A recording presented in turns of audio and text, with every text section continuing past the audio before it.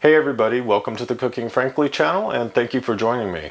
Today we're going to be talking about what cutting boards you need in your kitchen and how to care for them. In our previous episodes we spoke about knives and what knives you'll need in the kitchen. Well, now that we have our knives, we need somewhere to cut our food, so cutting boards it is today. Now, cutting boards come in many different sizes, shapes, styles, different materials that they're made out of. You could have a wood cutting board, you could have a plastic cutting board, you could have a hard rubber cutting board, you could have a bamboo cutting board, you could have wood fiber, glass, marble. I mean, there's so many out there to choose from, and it's like, which one do I choose?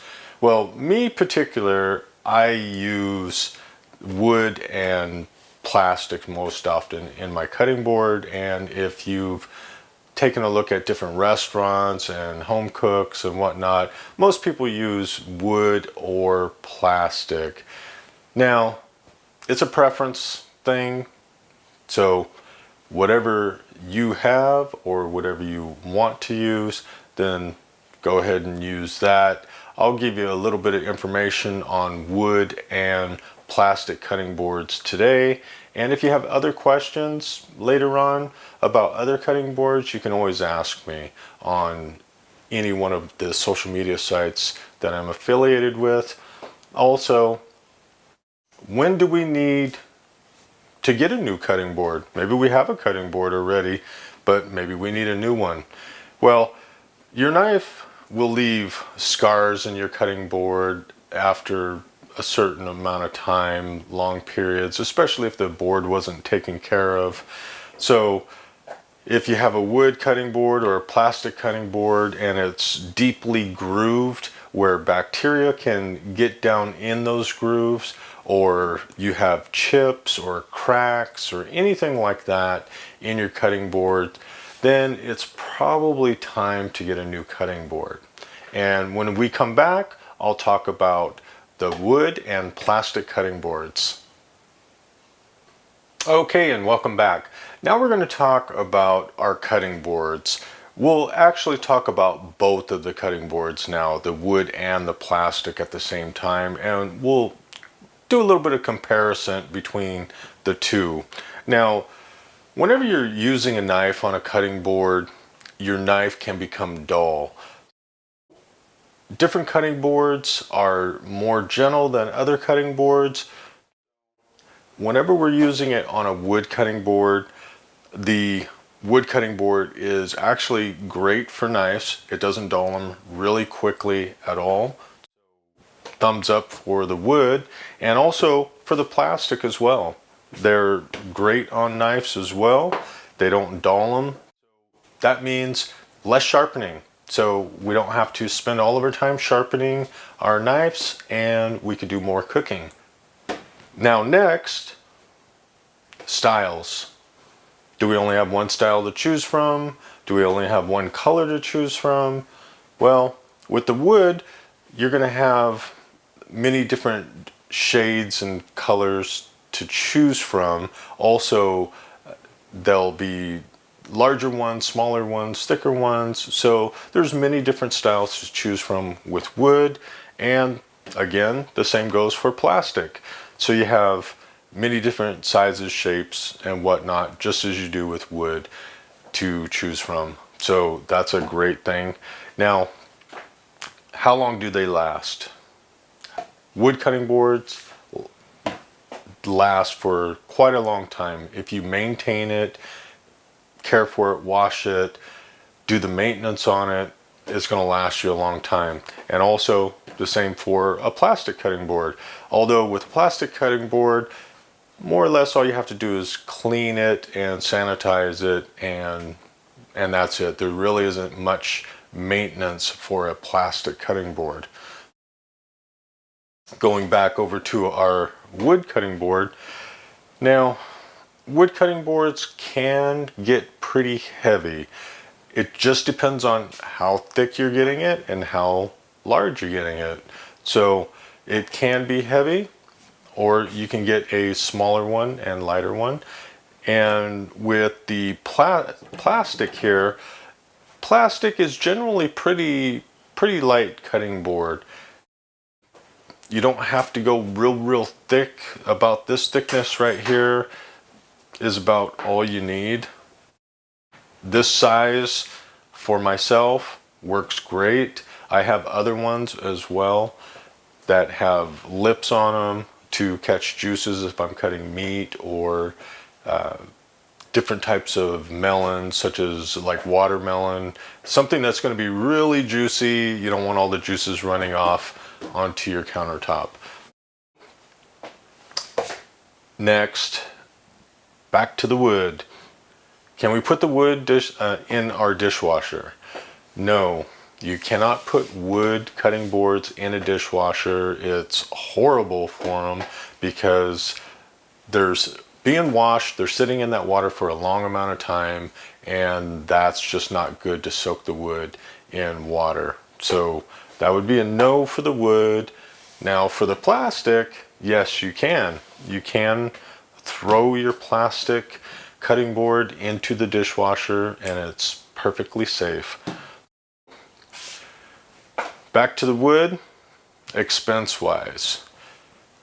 Generally, wood cutting boards are more towards the expensive side than plastic. Plastic is pretty much at the bottom level as far as expense-wise. So look at what's in your budget, what you can afford. If you prefer plastic or if you prefer wood, it's a preference thing. Once again, some people prefer the plastic, some people prefer the wood. I use both. It's, again, a preference thing. Now, whenever we come back, we're going to be talking about how to actually clean our cutting boards and keep them sanitized. So we'll be right back. Okay, and welcome back. Now we're going to talk about cleaning and sanitizing our cutting boards. Now, wood and plastic cutting boards have very different characteristics, so the cleaning process is going to be just a little bit different. With wood, like I said before, you cannot put it into the dishwasher. It's not a good idea. It'll ruin the cutting board more quickly than if you just washed it by hand. But a plastic cutting board can go in the dishwasher. But then again, not everybody has a dishwasher. So let's discuss how to wash our cutting boards by hand. Now, first off, we're going to want to rinse off our cutting board at the sink, get all the excess off. Then I personally like to use a scrub brush on my cutting boards, and I'll use a scrub brush to get the larger debris off first, and then I'll put soap and water, scrub the entire cutting board. If I use this side, it doesn't matter. I'm washing the entire cutting board. The sides, the other side, you want to always make sure you wash your entire cutting board, not just one side, because you never know, juices might have dripped down, they could have got over to the other side. So you want to make sure that you're really keeping your cutting board clean. And the same goes for the wood. You would do the same thing. Use some water and soap, scrub it down after you've done your initial rinse and scrub down, and then from there we're going to do a little bit different as far as on the sanitizing side. So with a plastic cutting board, you can use a chlorine based cleaner on it, such as bleach, for example. Now, bleach is great also, like let's say if you've been cutting carrots on your plastic cutting board, carrots are definitely going to stain your cutting board. And so what I like to do is I usually fill up one side of my sink. I'll put just a quick glug of bleach inside the water. I'll soak the cutting board on one side, and then I'll flip it to this side, and obviously it's going to get both sides at the same time, and it'll bleach it where it's nice and clean for you. That would be the way that you clean this, and then after that you're going to just rinse it off, just give it a quick rinse off, and put it somewhere. And I use a dish rack. That way you get air circulating completely around your cutting board. You want your cutting board to dry as fast as possible. You don't want it sitting after you've washed it. You don't want it sitting wet on a countertop, and the back of it will be wet still because it's up against a counter. So put it somewhere where it's usually standing up like this, such as the dish rack, and it'll dry all the way around it, because bacteria needs water to survive. So if you give them the environment to continue to live, then there's more chance of getting contamination on your cutting board and other surfaces as well. So again, you would use a chlorine-based bleach for sanitizing the plastic cutting board.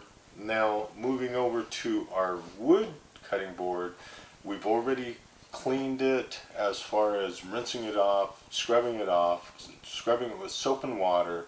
Now we're going to sanitize it, and we want to use a quaternary ammonium on a wood cutting board.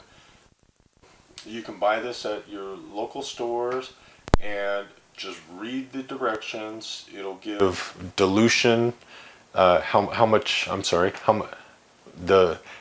have to dilute it by, water versus the actual solution. Wow, couldn't get that one out, could I? Anyways, and you would do it the same way that you would with this one. You don't want to soak it though. You would just use a scrub brush and scrub it, and that would be it. Rinse it off. Again, going to the dish rack, you want to make sure that it's dried off, that air is able to circulate completely around it, get it completely dry, and you'd be good to go. Okay, now that we've cleaned and sanitized both of our cutting boards, now we need to think about sanitizing other equipment that we use, such as countertops, sinks, rags, brushes, sponges. All of those things might have come in contact with whatever it is that we were working on. And again, we'll just use a chicken juice or chicken, for example. Now, if you might have had some juice spill and you just wiped it up and then threw the rag back over at the sink, well, that is sitting with a bunch of bacteria in it now. So we need to make sure that the sink has been sanitized, that rag has been sanitized, because you might take that rag and use it in another area, and then you're just spreading that bacteria, and that wouldn't be a good day. So we want to make sure that we sanitize all of those. A simple solution that you can mix up that can be used on most countertops and brushes, rags, sponges, all of those things you can use it on, as well as it's the same solution that you would use to clean your plastic cutting board, which would be 1 tablespoon of bleach with 1 gallon of water. Mix that up, and that would be good to go. Okay, now we want to make sure that we do our maintenance on our wood cutting board. Once a month, you need to oil your wood cutting board. Now, you want to use a food grade mineral oil on it, a walnut oil, linseed, flaxseed oil. Any of those oils are great to use for the maintenance that you're going to have to perform at least, again, once a month. And what you want to do is put the oil on kind of thick and let it sit on your board and soak in, and then come back later, take a rag and wipe off that excess oil on your cutting board. Now, the reason why we're doing this is because if you don't put on that oil, your board will start to crack because it's going to dry out over time. So by doing this, you can extend the life of your cutting board greatly.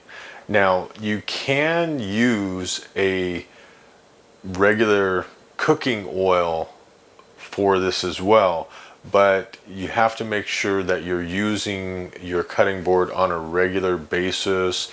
And if you don't, then if you just put the cooking oil on your cutting board and put it inside the cabinet and it sits there for quite a long time, the oil can go rancid. Whereas using one of the other types of oils that I mentioned earlier, you wouldn't have that problem. So that is the way that we maintain our cutting board. I hope you learned something today, and you can continue watching me locally on channel 93 for Comcast and channel 99 for AT&T customers. You can also watch me on social media sites, Facebook, YouTube, Twitter, Pinterest, Google+, where you can subscribe for free and ask me questions directly. So please don't forget to share, subscribe, give me a thumbs up for the videos, and again, thank you for watching, and keep on cooking.